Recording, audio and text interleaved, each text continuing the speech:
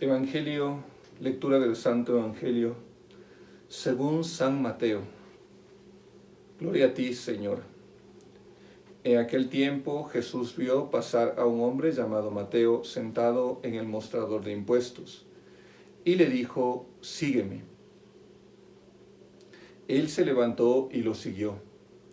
Y estando en la mesa en la casa de Mateo, muchos publicanos y pecadores que habían acudido se sentaron con Jesús y sus discípulos.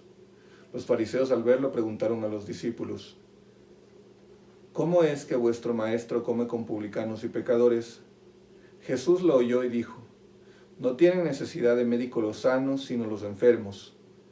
Andad, aprended lo que significa misericordia quiero y no sacrificios, que no he venido a llamar a justos, sino a pecadores.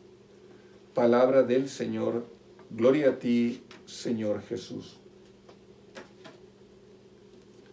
Queridos hermanos, en este día, este Evangelio nos conduce a pensar cómo Jesús primero tiene que encontrarse con la manera humana de pensar que solemos tener todos. La mayoría de nosotros, como decía un sacerdote, cada vez que escuchamos la palabra de Dios, decimos, bueno, si yo estaría en el tiempo de Jesús, sería como el apóstol Juan, sería como María Magdalena a los pies de Jesús, sería como Marta que le sirve.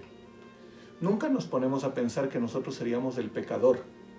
Nunca nos ponemos a pensar que a lo mejor nosotros seríamos la prostituta, o a lo mejor nosotros seríamos el cobrador de impuestos. Nos encanta, en nuestra soberbia espiritual, nos encanta pensar que somos los mejores, que somos los buenos. Y eso es algo que uno ve continuamente. Hay gente que piensa que el ser humilde es agarrar una escoba y barrer callado, totalmente en silencio, y pensar que si todos hablan mal de mí, yo igual voy a permanecer callado. Y hay mucha gente llena de soberbia que se dedica a barrer la casa. Mucha gente llena de orgullo que se dedica a lavar platos o a cocinar para los demás. Y no digo que por hacer eso sea orgulloso o soberbio, sino que a veces nosotros escondemos nuestro orgullo y nuestra soberbia detrás de cosas que hacemos. Pero en nuestro corazón, mientras las hacemos, estamos juzgando, estamos pensando mal. Y a veces cuando hacemos una reflexión, detrás de las reflexiones que hacemos, nosotros decimos ser de Dios, pero nos consideramos normalmente el hijo bueno. Tantas veces cuando escuchamos la parábola del hijo pródigo, pensamos que nosotros somos el padre amoroso que sale al encuentro del hijo, y no nos identificamos mucho con el hijo pecador, con el hijo que malgastó todo. Esta soberbia que tenían los apóstoles, de que se creían buenos porque pertenecían a aquellos que hacían ritos para complacer a Dios, es una soberbia que a todos nos ha tentado y muchas veces está cercana a todos nosotros. Nosotros debemos cuidarnos mucho de ponernos en el lugar del bueno, de ponernos en el lugar del justo, de ponernos en el lugar del santo.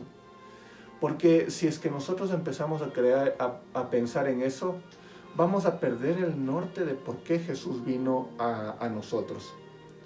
Mucha gente puede decir, bueno, yo era una persona muy buena, muy santa, muy piadosa, y por eso Jesús me escogió para ser miembro de la obra de la unidad. Y la verdad, como escuchaba la otra vez de una señora que le decía a alguien, basta que el Señor te haya encontrado de camino a la perdición para que Dios te haya escogido para que seas miembro de la obra. El Señor no ha escogido grupos de élites para pertenecer a movimientos católicos importantes, no.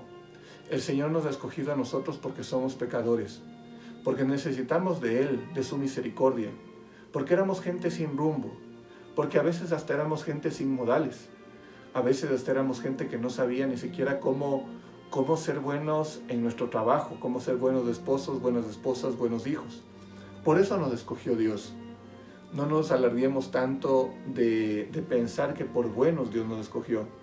Si pensamos eso, si pensamos que somos los buenos, los creyentes, los fieles, muchas veces estaremos equivocados. Bendita la persona que necesita y siente que necesita siempre aprender. También hay gente que con baja autoestima suele vivir diciendo es que yo soy lo peor, a mí nadie me quiere y tienen razón porque no tienen por qué quererme. Eso también es soberbia. Uno tiene que conocer la realidad, tiene que entender verdaderamente quién es, tiene que conocer profundamente cuáles son los vicios, los pecados que uno tiene y también las virtudes. De ahí nace el camino verdadero hacia Dios, desde la verdad.